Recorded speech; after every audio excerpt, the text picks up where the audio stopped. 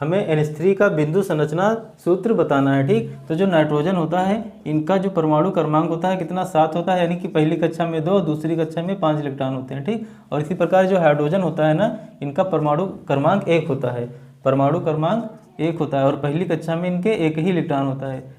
तो हमें बताना है इनकी जो है संरचना सूत्र, इलेक्ट्रॉन बिंदु संरचना। तो यहाँ पे जो नाइट्रोजन होता है, नाइट्रोजन के पास जो है बाहरी कक्षा में 5 इलेक्ट्रॉन होते हैं। जो बाहरी वाले कक्षा के इलेक्ट्रॉन होते हैं वही जो है साझा, ठीक, में काम करते हैं। तो यहाँ पे हमें क्या लिख देना है, इलेक्ट्रॉन जो है उनको प्रदर्शित कर देना है इस तरीके से।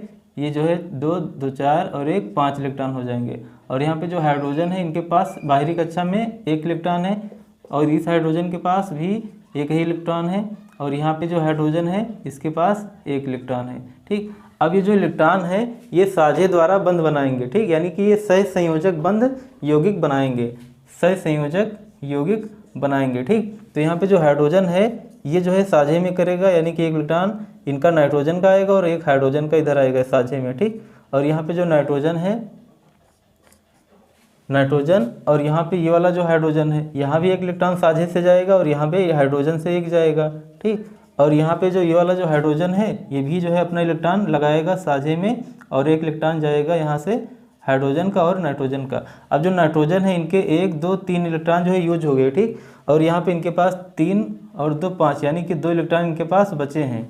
कितने बचे हैं, 2 बचे हैं। ठीक, तो अब यहाँ पे जो हाइड्रोजन है इनको चाहिए अष्टक नियम पूरा करने के लिए इनके पास 2 इलेक्ट्रॉन होने चाहिए। तो यहाँ पे 2 तो इनके पूरे हुए, इनके भी 2 पूरे हुए, और इनके भी 2 पूरे हुए, और नाइट्रोजन के भी अब हो गए 2, 2, 4, 2, 6 और 2, 8। ठीक, यानी अष्टक नियम के अनुसार इनकी भी कक्षा पूर्ण हुई, किसकी, नाइट्रोजन की। ठीक, तो इनकी जो संरचना है अमोनिया की यानी NH3 की, वो कैसी बनेगी, यहाँ पे लिखेंगे का हम नाइट्रोजन, और यहाँ पे हाइड्रोजन सिंगल बॉन्ड। ठीक, और यहाँ पे सिंगल बॉन्ड इधर हाइड्रोजन और सिंगल बॉन्ड इधर हाइड्रोजन, यानी कि NH3 की संरचना सूत्र इस तरीके से आएगा। ठीक, और ये इनका जो है संरचना सूत्र होगा। ठीक, और यहाँ पे इनका